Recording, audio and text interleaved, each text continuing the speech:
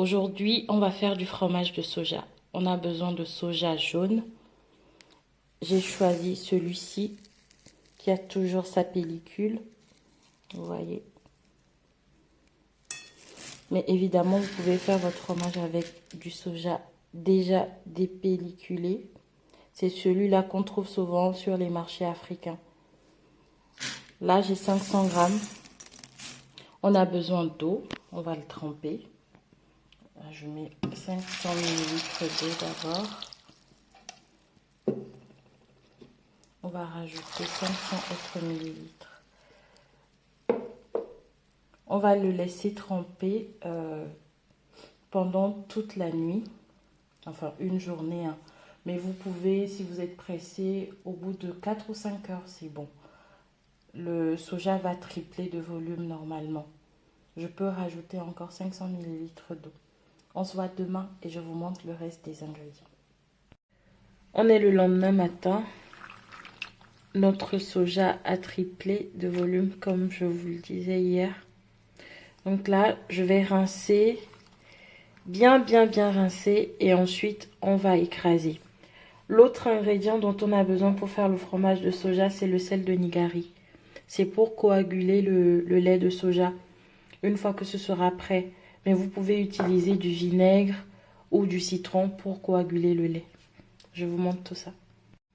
Voilà notre soja parfaitement nettoyé. Vous voyez. J'ai enlevé la pellicule qui s'est détachée. Donc on va maintenant écraser. Je vais utiliser pour les 500 grammes de soja à peu près 1,5 litre d'eau. Le maximum pour cette quantité, c'est 2 litres d'eau pour ne pas diluer excessivement le soja.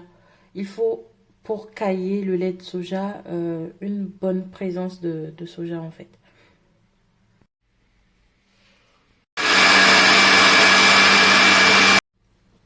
Voilà ce qu'on obtient après avoir écrasé.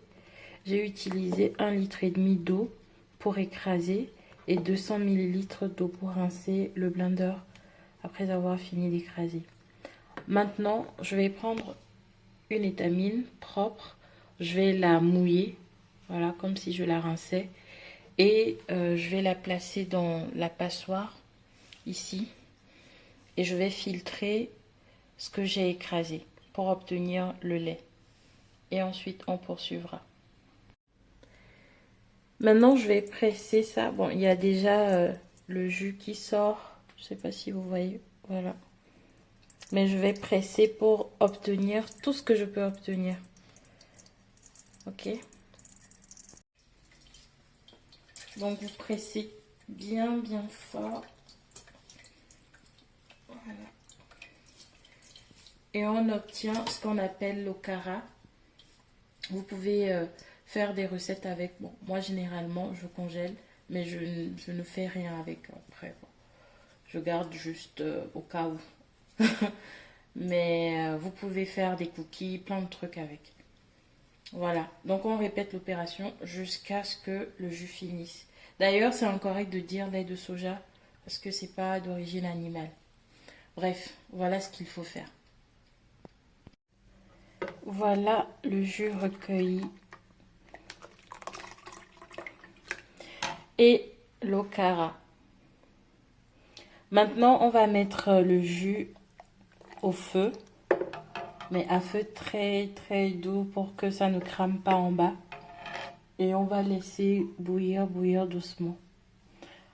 Quand ce sera bon, j'enlèverai ça du feu et je mettrai le sel de Nigari pour coaguler le jus obtenu, enfin le jus cuit. À toutes. Il ne faut pas couvrir la casserole parce que même quand vous mettez à feu doux, à un moment donné, lorsque ça bout, ça a tendance à déborder. Donc il faut faire très attention en régulant le feu si besoin. J'ai oublié de vous dire que j'ai rincé la casserole dans laquelle j'ai mis le soja écrasé avec 100 ml d'eau. Donc en tout, j'ai utilisé 1,8 litre d'eau. Avant de faire le mélange pour coaguler le jus de soja, il faut diluer une cuillère à soupe de sel de nigari dans 50 ml d'eau.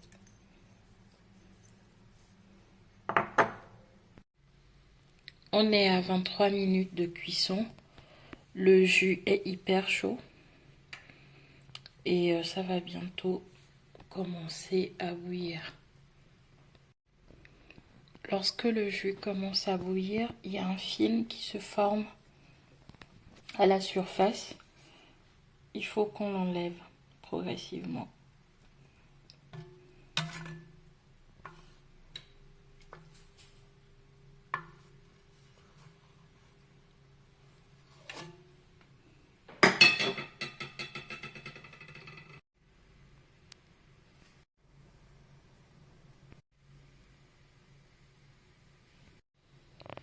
Une fois que le jus a bien bouilli, on va diminuer complètement le feu ou le faire même hors du feu.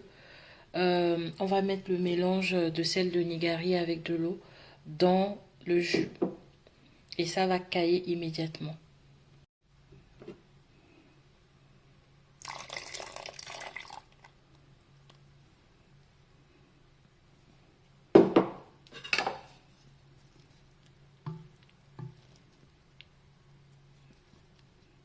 Vous pouvez voir apparaître des... je ne sais pas si vous voyez bien. On va laisser comme ça et le fromage va se former. Voilà ce que nous obtenons.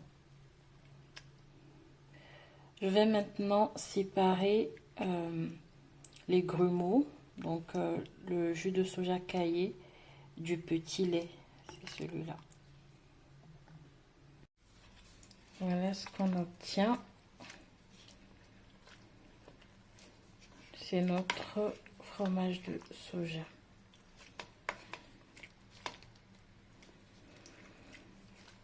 Maintenant, moi je vais mettre ça dans ce petit bocal. Je ne sais pas si vous voyez. C'est un bocal spécialement, c'est un petit truc spécialement pour presser le tofu. Donc je vais mettre tout ça dedans, mais vous n'avez pas besoin de ça. Vous pouvez réutiliser les tamines et emballer le tofu, enfin oui, le tofu obtenu et poser tout ce que vous avez de lourd dessus. Comme ça filtrera.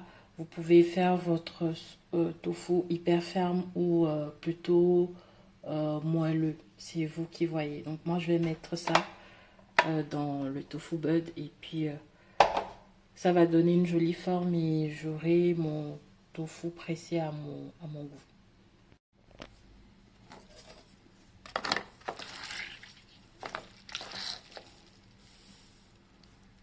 Vous pouvez entendre le bruit de l'eau qui sort. Je vais laisser ça entre 5 et 10 minutes et ce sera prêt. Voici notre fromage de soja pressé. Il fait exactement 402 grammes. Vous voyez. Là, c'est prêt en principe. Vous pouvez l'assaisonner comme vous voulez et le consommer comme ça. Mais moi, je le préfère frit ou au four, fait au four, grillé au four. Donc là, je vais frire. Je vais mettre un peu de sel, un peu de poivre et frire. J'ai mis 100 ml d'huile au feu et je suis en train de les frire. Vous pouvez constater que c'est bien ferme.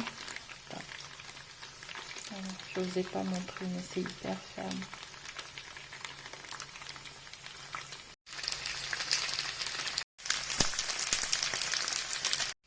Voilà le résultat final.